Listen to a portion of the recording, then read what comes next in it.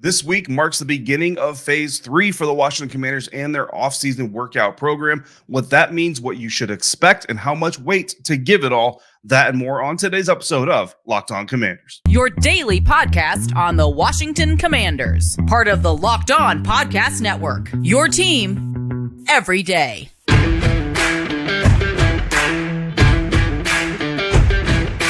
Welcome into this Tuesday episode of Locked On Commanders, your daily podcast covering the Washington Commanders, part of the Locked On Podcast Network, your team every day. Thanks so much for making Locked On Commanders your first listen of the day every day. Don't forget, you can subscribe for free on YouTube or wherever you get your podcast, and you can continue the conversation over on Subtext at joinsubtext.com/LockedOnCommanders, where you can go one-on-one with me because I am your host, David Harrison, DHarrison82 on Twitter, credential member of the media and Washington Commanders beat reporter for Commander Country, Sports Illustrated's FanNation site, covering the Commanders. Here with you every Monday through Friday, along with our everydayers. And as always, I appreciate your continued support for the show. On today's episode of Locked On Commanders, we're going to discuss phase 3 of Washington's offseason workout program and how well the Commanders do at getting young players acclimated to NFL life. And we're going to start off today's episode with a question posed by Keith, who texted me last night on Subtext, actually, asking about expectations for OTAs. And I really appreciate this question because I think it's important to know what's really going on to gauge how much can really be taken from what is going on. And even though this question came in after some of them that I had already kind of backloaded from previous week submissions, I wanted to go ahead and get this out because we do have our first practice of the OTA period coming up on Wednesday. I'll have a reaction episode Thursday telling you everything I saw. So view this as kind of a primer, maybe a little bit of a preview to kind of what we expect to see, what it really means, and then how much to kind of weigh the outcome of what we see on the field beginning on Wednesday. So the NFL's summation, right, of what's about to happen starting this week is this, quote, phase 3 consists of the next 4 weeks of the program. Teams may conduct a total of 10 days of organized team practice activities or OTAs. No live contact is permitted, but 7-on-7, 9-on-7, and 11-on-11 drills are permitted, end quote. So no physical, no live contact, right? No pads, no hitting, all of those things. But we will see some 7-on-7, some 9-on-7, and some 11-on-11 drills like the NFL says there. So that's going to be where you kind of take away probably the most of this, right? But no live contact also means you're not getting the full pass rush experience. You're not getting the full blocking experience because of those limitations. And of course, the quarterbacks know that they're not going to get sacked or they're not going to get hit. Now, the program we're referring to here, right, when we're talking about this is the offseason workout program, and it's broken up into 3 phases. So again, this week is beginning of the 3rd phase, but let's talk about the entirety of the program, what it's intended to do. So OTAs mark the beginning of phase 3 with the first of 3 practices open to the media. So they've got more, but we're only going to be able to see 3 of them. There are a total of 10 that'll be held by the team again over the next 4 weeks. So for starters, we're only seeing a small portion of the work that's actually going to be happening. And believe me, the team is very intentional with what they show us and what they don't show us. So phase 1 was the first 2 weeks beginning on April 17th. So that's when phase 1 of the offseason workout program started. So before the NFL draft even came, and that usually consists of meetings, strength and conditioning coaching, and rehabilitative work only. The big news from that phase this year was that Eric Bieniemy really got started kind of getting to know his offensive players a little bit better and imparting his vision through film study, through meetings, and all these other things. And of course, that was the time period where the Washington Commanders declined Chase Young's 5th-year option. Now, phase 2 was the next 3 weeks following that, and that's when teams are allowed to do individual and group instruction and drills, perfect play drills, and drills with offensive players lining up across offensive players and defensive players lining up against defensive players. So you're not seeing offense versus defense yet during phase 2 of the offseason workout program. And when they go offense on offense, defense on defense, they're only doing it at walkthrough paces. So again, it's much more instructional than it is anything else. And for a guy like Eric Bieniemy, again, an opportunity to kind of start installing his vision for the team. Now, teams also get a 7-week rookie development program that started on May 15th. And within that time frame, they're allowed to do a rookie mini camp, which is what we attended a couple of weekends ago following the NFL draft. You're allowed to do that either the weekend or the second weekend following the NFL draft. The Washington Commanders opted for the second weekend following the NFL draft. And that's what we got Our first look at first round cornerback Emmanuel Forbes, fifth round edge KJ Henry, and then of course undrafted receiver Jadakiss Bonds. Those three stood out the most to me while we were there at the rookie camp, and I think stood out to a lot of people who were in attendance at the rookie camp. And that brings us to this week. So that's the first two phases. We've already gone through those phases. Now we're here in week 3 or phase 3, and we get a chance to look at our first OTA practice Wednesday afternoon. Now, how does everything that's already happened feed into this week's activity? I actually asked Coach Rivera that question ahead of the rookie camp that we saw a couple of weeks ago. And he told me, quote, "We're working basics and fundamentals, but with what we want to do offensively, defensively, more than anything else, is we're going to throw a lot at these guys, because what's going to happen is we'll go through it a couple of times with them.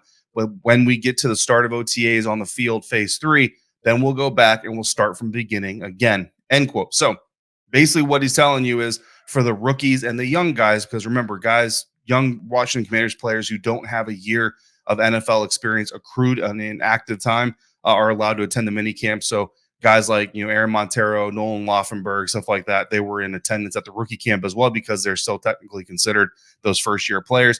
This will be their third time going through essentially the same level of install and the same level of teaching. So that kind of gives them, I don't want to say it gives them really a leg up per se, because this is their first exposure to the National Football League. So some of these guys, you go to rookie camp or you show up to rookie camp and you're kind of really just getting the feel for an NFL practice. Now you're being taught and you're being instructed, right? So it's important to try to retain as much of that information and as much of that knowledge as you possibly can. But if we're being realistic, the human experience, right? A lot of that time, these guys are really kind of focused on going through what they're going through. So it's a little bit of a layering of information, because, if we gave it to you once and you didn't necessarily lock it away in the brain safe, then we give it to you a second time. That gives you another exposure to it. And now we add a little bit of muscle memory. So now not only are we talking about it, we're actually out there kind of doing it at a walkthrough pace. And then we're going to layer it on at the OTA level again.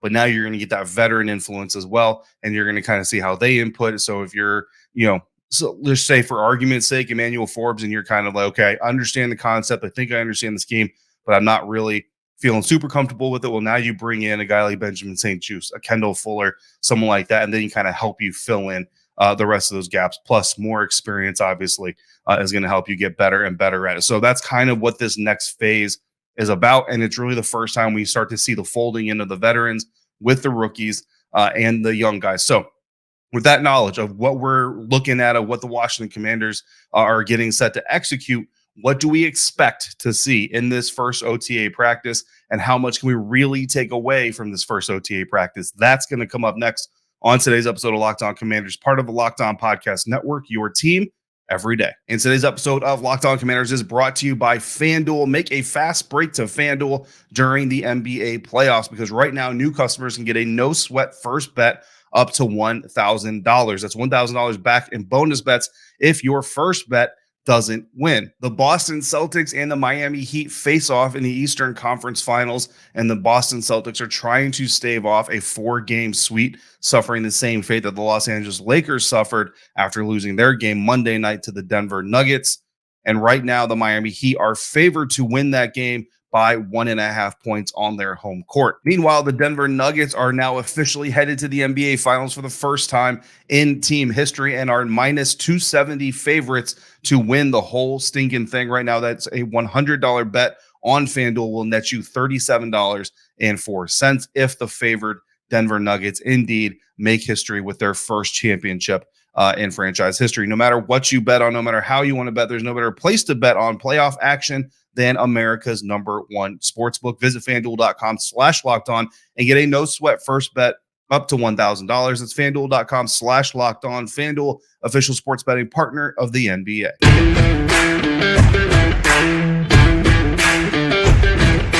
Continuing on with today's episode of Locked On Commanders. Thanks again for making Locked On Commanders your first listen today and every day, everydayers. Come back tomorrow for my interview with a member of the Washington Commanders beat.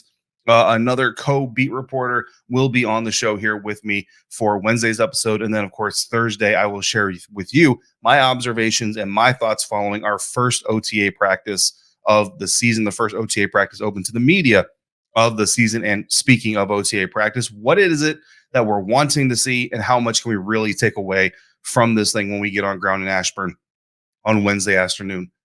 Like we just wrapped up. This is the beginning of phase 3 of the offseason program, workout program. And according to Coach Rivera, will be the third time the rookies and young players are getting this level of instruction and install from the coaching staff. But it's also the third time that these coaches are going to get a look at where they want to play certain players. So that's kind of important to me. And that's something that I'm going to be looking out for as we get onto the field this first time here on Wednesday this week. So last time we saw a first round pick, Emmanuel Forbes on a football field, for example, he was lining up in the slot. And again, I don't know if it was every single rep that he took was in the slot, because truth be told, I don't watch Emmanuel Forbes on every single rep that he takes. I'm watching KJ Henry. I'm watching some of the other guys, some of the other younger defensive backs, linebackers. And then once the veterans show up, your attention is even more split. We'll kind of get into that here in just a little bit. So when you're observing kind of all the coverage, right, it's important to understand that nobody there can really see everything. Now, don't get me wrong, the group is very communicative. Like there's really no, everybody's a little bit competitive, I suppose, but there's no sense of like, if I ask Nikki Jabvala, hey, did you see that interception that Emmanuel had? What did you see on that? And she's going to say, yeah, here's what I saw. And she's going to trust that I'm going to come back and be honest and have my integrity with you guys and say, look, I didn't see the interception, but from talking to Nikki Jabvala of the Washington Post, here's what she saw during that interception. I saw the aftermath, yada, yada, yada. That's how we kind of, if you want to call it combined forces, you can call it combined forces, right? So that's kind of an example of really kind of how these things work. Well, with Kendall Fuller now on the field, with Benjamin St-Juste now on the field, again, assuming that both of them are there, and this is not mandatory, so a whole lot it shouldn't be taken if certain veterans are not in attendance, because again, it's not mandatory, but of course the team would love for everybody to voluntarily show up as well. But let's say Kendall Fuller, Benjamin St-Juste are there for this OTA practice on Wednesday, and you still have Emmanuel Forbes lining up in the slot. Well, then you can probably draw some conclusions, or at least begin to draw some conclusions, that Emmanuel Forbes is indeed going to be your slot defender. Now, from rookie camp, what you can draw is, well, they're obviously looking at him as a possible slot defender, whether that be because that's the plan or whether it be because they just want to kind of see what it looks like. Whatever, that's kind of internal conversations that we don't really get a lot of information on. But now let's say Kendall Fuller isn't there, for example, and I'm not saying he's not going to be, but let's just say that he's not. But you still have Forbes lined up in the slot. So Benjamin St-Juste on the perimeter, and maybe they put a guy like Nick Whiteside on the perimeter, and they keep Emmanuel Forbes on the inside.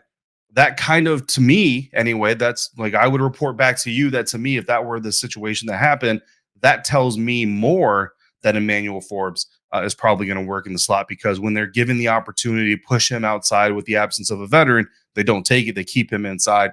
And that typically would be an indication of what they're planning on doing with him for Jack Del Rio's defense. Now, is that definitive? No, it's certainly not definitive. So, but it's just an example of what we can take away from this one day of watching practice. Now, it's still just one day, and there's 2 more OTAs to come. So nothing would be set in stone. But in this phase, it's not set in stone, but in this phase, we can kind of say it's starting to get etched in clay, right? If the comparison makes sense. Now, last year, this is kind of when we first started seeing Derek Forrest getting reps with the first team. And honestly, at the time, that was a little bit surprising. And the thought process initially was kind of like, okay, well, they're probably just kind of bumping him up to kind of give him some burn and all that stuff. And it wasn't until we got later into the OTAs and really early into training camp, it was kind of like, oh, this is going to be like a real deal thing. And if you remember, we all basically tapped Notre Dame safety Kyle Hamilton as a big first-round target for Washington in last year's NFL draft, showing that we didn't really feel like Derek Forrest was going to be a guy that really, his role on the team was going to expand as much as it did in year 2 compared to year 1. Obviously, the team knew, and the team had bigger plans for Derek, and that's what we saw executed in year 2, and I think it worked pretty stinking well. So I applaud the Washington Commanders for having that foresight and making that decision. But this is kind of the time period where we're going to start seeing that type of stuff. So that's something that you can expect to see coming out of this thing tomorrow. So I'm going to be watching where Emmanuel Forbes lines up, and then how much to read into that, how much to really take away from that will be part of that discussion. Now, sticking to the rookies, remember, Forbes at minicamp looked really good, but he also looked a little awkward, right? In the back pedal, or if you remember every day, if you remember us going through that, made some really good plays, had the interception, but he did look a little bit kind of uncomfortable in that position and kind of navigating the inside defense part of being a cornerback and having some of that fluidity. So when you're looking at this next practice, there's been a couple of weeks, so you want to see if there's that improvement. Again, last time, even though the motion kind of looked awkward, still stood with his man. Like, never got lost, never got shook, never got burned. So it's one of those things where it's only a problem if it becomes a problem, but you still, from a technician standpoint, want to see if that movement is getting just a little bit more clarified, and then keeping an eye out for more signs of that wicked high football IQ. Right, we already saw it during rookie camp. You see it on the college film, but now let's look and see if we see it even just a little bit more at this stage of the development process. So that's kind of the rookies, right? So you're looking for more of that from KJ Henry. And honestly, from the rookie standpoint, Quan Martin wasn't there at the rookie minicamp dealing with a family issue, and our hearts certainly go out to him and his family for his loss. But this is going to be his first time on the field that we're going to get to see. So looking forward to that as well. From the veteran standpoint, what can we look for? Well, obviously, we're going to be looking for offensive line construction, right? That's probably going to be the first thing that we all look for, is who's lining up where, confirming jersey numbers, all those things, and making sure that we are knowing who is lining up on the offensive line. And even that, like, even if, we see this certain offensive line construction, doesn't necessarily mean that's set in stone either. So it's still going to be kind of a grain of salt deal, but it gives you an idea of where the Commanders already see that 5-man unit taking form. But then you're also going to look at the play of the quarterbacks, Sam Howell, Jacoby Brissett, obviously.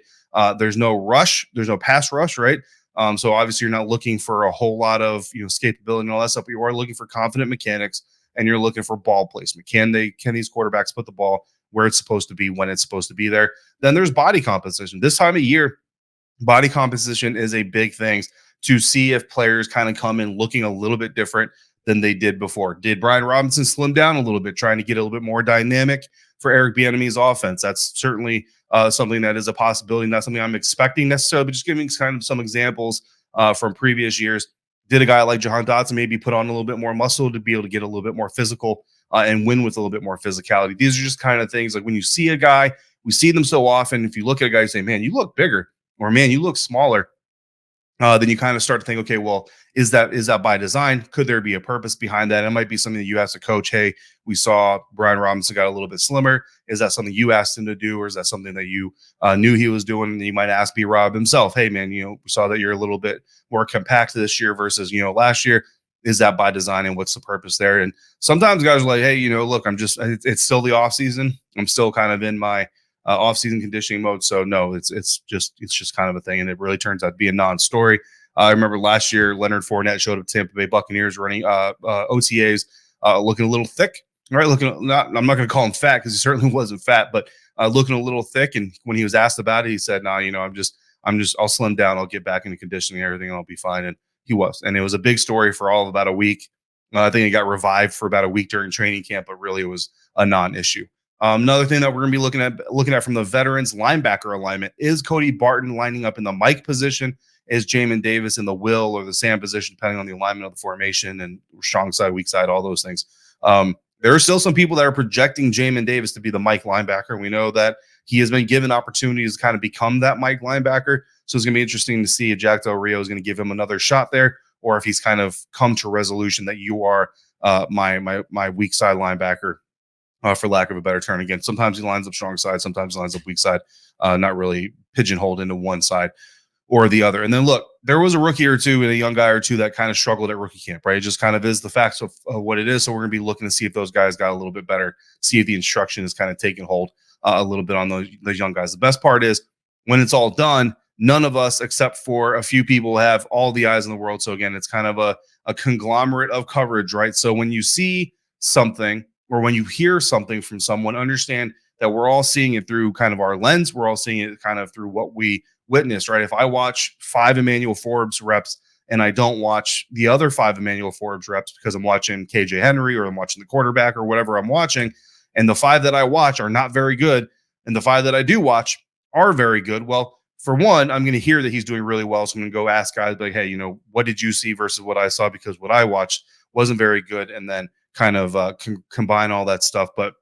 it's just important to understand that nobody can see everything. So what we're looking for is good and improvement, right? And that good is important, and that good certainly can be taken with some confidence and as a building block towards something moving down the line. The bad really should be taken with a grain of salt, right? It's almost like a Senior Bowl situation. Like at the Senior Bowl, if a guy completely shines and balls out, that's absolutely great for his stock. If he struggles a little bit, it's not too damning, right? You don't want to take too much of a sledgehammer to that guy's reputation because there's a lot being thrown at these guys all at one time, and they're still relatively new to it. Remember, this is just 1 of 10 practices during this phase, and you still have all of training camp to get through before we start making definitive opinions about any of these guys. So again, first practice of 3. So it's going to be, it's important, don't get me wrong, but there's going to be some grain of salt that needs to be applied to all this stuff.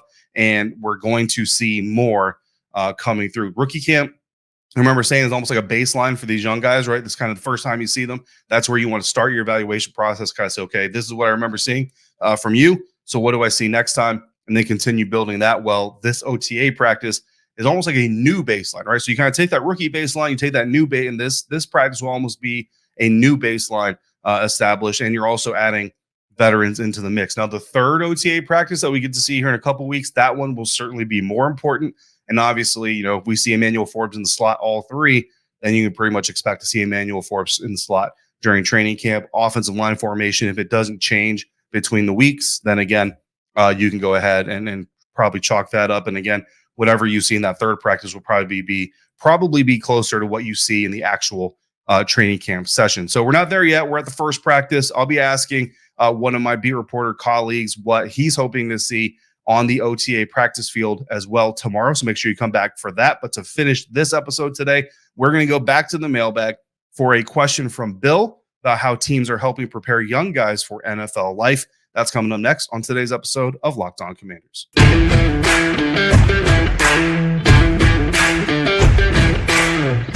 A question, a personnel type question, I should say. So we tend to forget that the players drafted are generally 21 to 23 years old.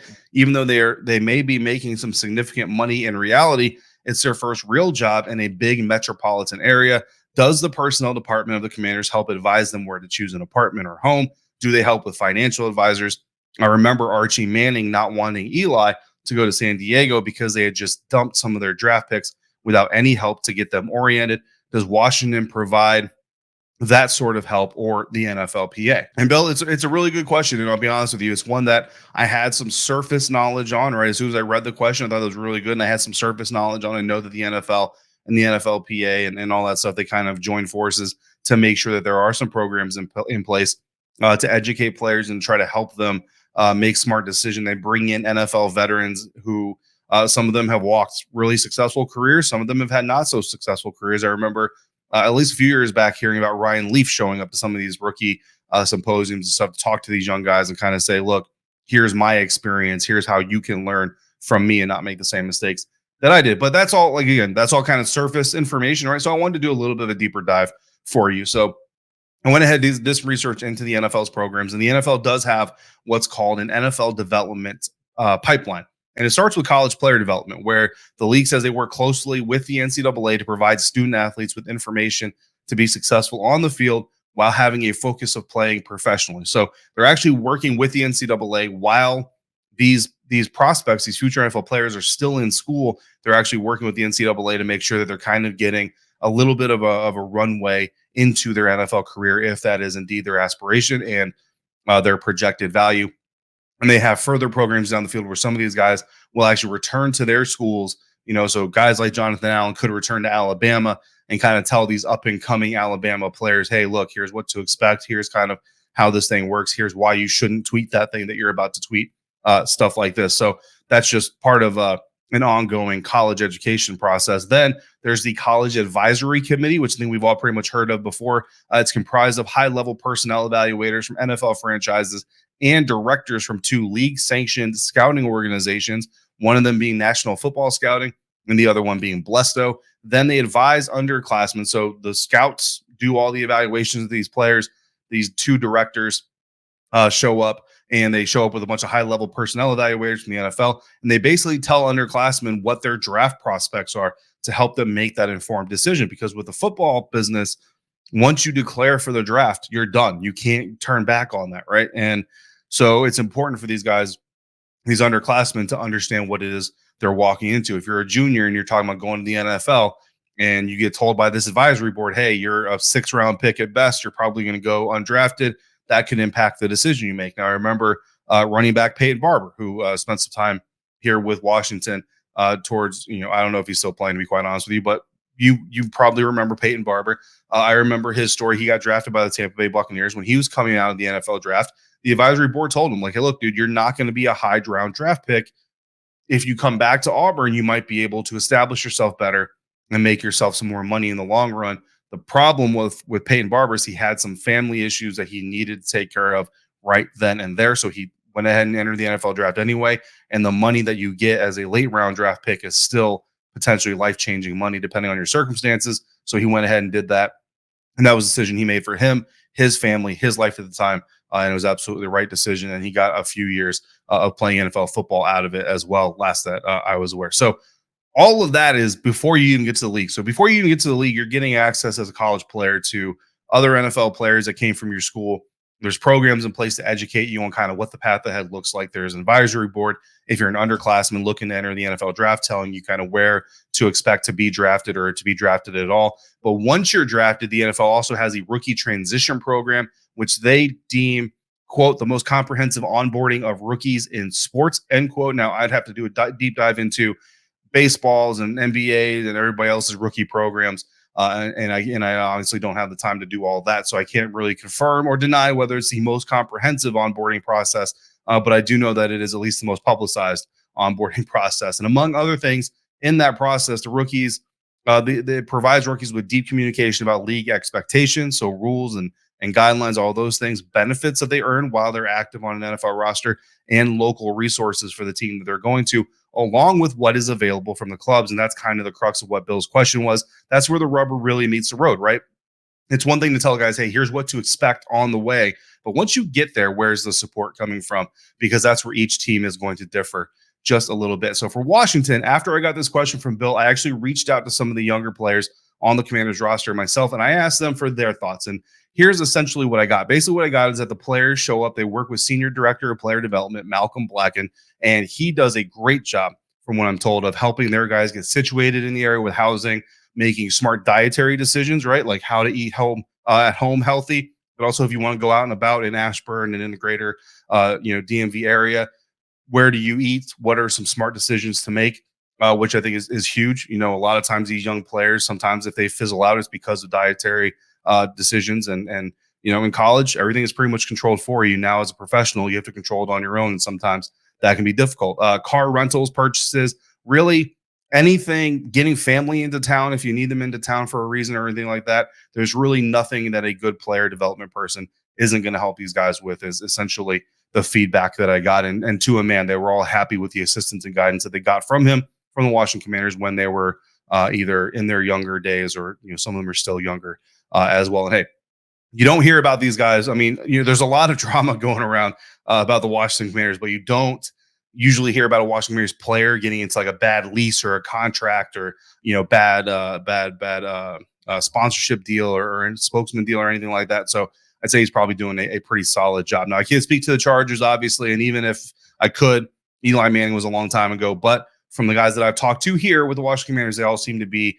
pretty happy with the program that is in place. So more really solid questions from Commanders fans. You guys really bring the heat on those, and I really appreciate all of it. And I know I can't get them all in one episode because you guys ask such deep questions that take kind of layers to answer them. But we are going to keep this going all off season long, so don't worry.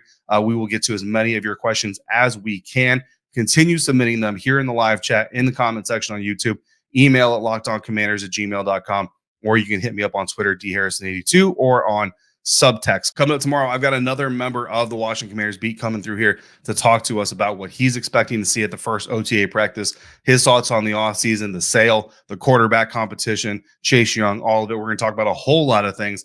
If you've got future questions or comments, just throw them in the live chat, YouTube comments, or Twitter. Email me again, lockedoncommanders@gmail.com, or send them to me directly via Subtext. As always, thank you for making Locked On Commanders your first listen of the day. Every day, thank you for coming through on a consistent basis like you do. I greatly appreciate your continued support of the show. And remember, you can continue the conversation with me over at joinsubtext.com/LockedOnCommanders. Thank you so much for making me part of your day, part of your routine. And if you have anything else Washington Commanders related you want to know or you want to discuss, make sure to follow me on Twitter at dharrison82. Until we speak again, please be safe, be kind, and I'll see you next time for another episode of Locked On Commanders, part of the Locked On Podcast Network, your team every day.